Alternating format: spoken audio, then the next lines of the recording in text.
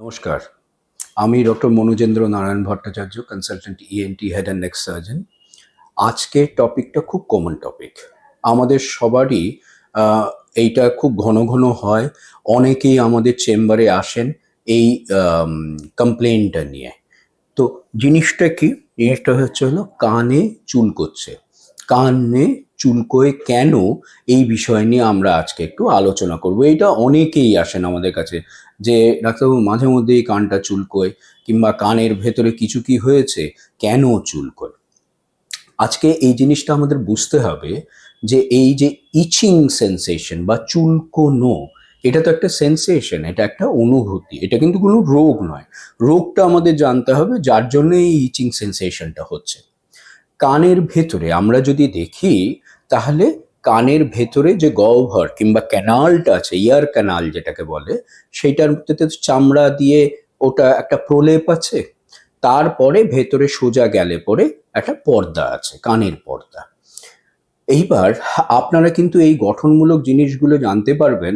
আমার ঠিক মনে পড়ছে না, কিংবা জানুয়ারি ফেব্রুয়ারি নাগাদ 2025-এর যে ভিডিওসগুলো আছে তার মধ্যে কানের গঠন কিরকম হয় এগুলো নিয়েও কিছু আমাদের ভিডিওস আছে, এবং ওখানে আমি মডেলগুলো নিয়ে দেখিয়েছিলাম। যদি আপনারা সাবস্ক্রাইব করে নেন তাহলে ওই ভিডিওসগুলো আপনারা দেখতে পাবেন, এবং তার মধ্যে দেখবেন যে যে কথাটা আমি বললাম যে কানের যে সুড়ঙ্গ বা এক্সটার্নাল ইয়ার ক্যানাল, তারপরে যে কানের পর্দা, এগুলো সব দেখা যাবে। যাই হোক, তো এইবার চুলকোচ্ছে যখন, ওটা কি কি কারণে এই অনুভূতি হতে পারে। একটা যে কোনো ফরেন বডি সেন্সেশন হলে পরে আমাদের চুলকোতে পারে। তার মানে কি? তার মানে কানে কিন্তু ওয়্যাক্স যদি হয়, এবং ওই ওয়্যাক্সটা যদি ভেজা না থাকে, শুকনো থাকে, ড্রাই ওয়্যাক্স যদি হয়, সেখানেও কিন্তু এই চুলকোনোর অনুভূতি হতে পারে।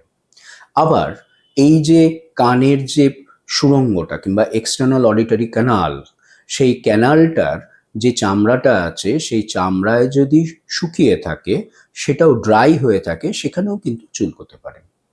কিংবা যদি ওয়্যাক্স, ড্রাই ওয়্যাক্স এই ক্যানালটার স্কিনটাতে লেগে থাকে, সেখানেও কিন্তু একটা এই অনুভূতি হতে পারে। তাছাড়া আর কি হতে পারে? এই যে চামড়াটার, আমাদের যেরকম অনেক কিছু চামড়ার যদি কোনো রোগ হয়, সেখানে যদি ইচি সেন্সেশন কিংবা চুলকোনো হয়, ওই চামড়াতেও হতে পারে। কেমন? ধরুন সোরিয়াসিস বলে একটা জিনিস, সেই সোরিয়াসিস যদি এখানে এমনি চামড়াতে হতে পারে, ওই চামড়াতেও হতে পারে, সেখানে একটা ইচি সেন্সেশন হতে পারে। আবার লাইচেন বলে একটা জিনিস, সেই লাইচেন জিনিসটাও যদি কানের ওখানে হয়, তাহলে পরে ওই চামড়াটাতে হয়, তাহলেও আমাদের চুলকোতে পারে। এছাড়া ধরুন অ্যালার্জি, অ্যালার্জি যখন হয়, এই যে নাকের সর্দি লাগছে ঘন ঘন, হাঁচি হচ্ছে ঘন ঘন, এগুলো তো অ্যালার্জি। এই অ্যালার্জি যদি হয়, তাহলে পরেও কিন্তু অ্যালার্জির জন্য কানে ইচি সেন্সেশন হতে পারে। আর কি হতে পারে?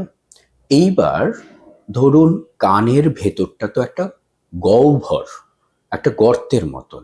সেই জায়গাটা যদি ড্রাই না থাকে, সেই জায়গাটাতে যদি মাঝে মধ্যেই ভেজা হয়ে থাকে, তার মানে কানের মধ্যে স্নান করার সময় মাঝে মধ্যেই জল ঢুকে জায়গাটা ভেজা থাকলো, কিংবা কানের পর্দায় ফুটো আছে, যার জন্যে কানে মাঝে মধ্যেই রস হচ্ছে এবং কানটার মধ্যে ভিজে ভিজে থাকছে ভেতরটা। এই ভেজা ভেজা থাকার জন্যে একটা ড্যাম্প হয়ে থাকে ভেতরে, সেইখানে তাহলে ছত্রাক বা ফাঙ্গাল ইনফেকশন হতে পারে। এই ফাঙ্গাল ইনফেকশন যদি হয়, সেটা প্রাথমিক দিকে কান চুলকোতেও পারে, পরবর্তীকালে হয়তো ফাঙ্গাল ইনফেকশনের জন্য ব্যথাও হতে পারে, কিন্তু এখান থেকে কান চুলকোতেও পারে। তাছাড়া কোলেস্টিয়াটোমা বলে কানের একটা রোগ আছে, সেই রোগটা যদি হয়, ভেতরটা ভেজা ভেজা থাকতে পারে। সেই ভেজা ভেজা থাকার জন্যেও কিন্তু সেখান থেকে ছত্রাকের একটা সমস্যা হলো, ফাঙ্গাল একটা ইনফেকশন হলো, এবং কানটা চুলকোতে পারে। তাহলে পরে কান যে চুলকোনো, এই চুলকোনোর জন্য যে কারণগুলো হতে পারে, সেইটা আমরা দেখলাম ড্রাইনেস থেকে হতে পারে, কানের ভেতরে ওয়্যাক্স, সিম্পল ওয়্যাক্স থেকে হতে পারে, কানের চামড়াটা ভেতরের যদি ড্রাই থাকে সেটা হতে পারে, ওয়্যাক্সি ফ্লেক্স, তার মানে শুকনো ওয়্যাক্স যেগুলো কানের চামড়ার সঙ্গে লেগে থাকে সেটার থেকে হতে পারে, কানের চামড়ার কিছু রোগ যেরকম সোরিয়াসিস হতে পারে, লাইচেন হতে পারে, ইভেন অ্যালার্জি হতে পারে, সেগুলোর থেকেও কান চুলকোতে পারে। আবার কানের পর্দায় যদি ফুটো থেকে নিয়ে সেখান থেকে রস মাঝে মধ্যে বেরিয়ে এই কানের ভেতরটাকে ভেজা রাখে, পর্দায় ফুটো, কোলেস্টিয়াটোমা এগুলো যদি হয়, তার থেকে রস বেরিয়ে কানের ভেতরটা যদি ভেজা রাখলো, সেখানে একটা ফাঙ্গাল ইনফেকশন হতেই পারে এবং এই ফাঙ্গাল ইনফেকশন থেকেও কিন্তু কান চুলকোতে পারে। পুকুরে স্নান করাটা এখন আমরা একেবারেই মানা করে থাকি। কারণটা আপনারা যদি ভালো করে চিন্তা করেন, পুকুরের জলটা কিন্তু বদ্ধ জল, আজকে নদীর জলের মতন কিন্তু ওটা বয়ে যাচ্ছে না, এবং সেই পুকুরের জলটাতে নানাবিধ জিনিসপত্র হয়, যেরকম গরু ছাগলও স্নান করানো হয়, মানুষও স্নান করে, বাসনও মাজা হয়, নানাবিধ জিনিসপত্র হয়, এবং ওই বদ্ধ জলটার মধ্যে স্ট্যাগন্যান্ট ওয়াটার যেটাকে বলি, তার মধ্যে কিন্তু নানাবিধ জীবাণু ওটাতে জন্মায় এবং ওইটার মধ্যে থাকে। এই স্নান করার সময় যদি কানের ভেতরে জল ঢোকে, তাহলে কিন্তু ওই জীবাণুগুলো ইনফেকশনও করতে পারে কিংবা ফাঙ্গাল ইনফেকশনও করতে পারে কিন্তু কানের মধ্যে, এবং এগুলো করলেও কিন্তু কান থেকে রসও বেরোতে পারে, কান কিন্তু চুলকোতে পারে। তো আমরা তো কানের ইচ কিংবা কানের চুলকোনো এটা নিয়ে নানাবিধ আমরা আলোচনা করলাম। একটা জিনিস বোঝার, তাহলে এতগুলো কারণ থেকে যখন হয়, তখন এক্সপার্টের কাছে যদি আপনাদের এই কানের চুলকোনোটা চলতে থাকে, তাহলে কিন্তু দেখানো উচিত। সিম্পল কোনো কারণ থেকেও হতে পারে, সেটা সিম্পল কিছু ট্রিটমেন্ট হয়ে গেল। আর যদি এমন কিছু হয় যেটা একটা বেশ গুরুত্বপূর্ণ কিংবা গুরুতর একটা কারণ থেকে এই কানের ইচি সেন্সেশন হচ্ছে, ওটাকে ভালো মতন দেখে এবং ওটার সুচিকিৎসা না করলে হয়তো গুরুতর আরও কিছু হয়ে যেতে পারে।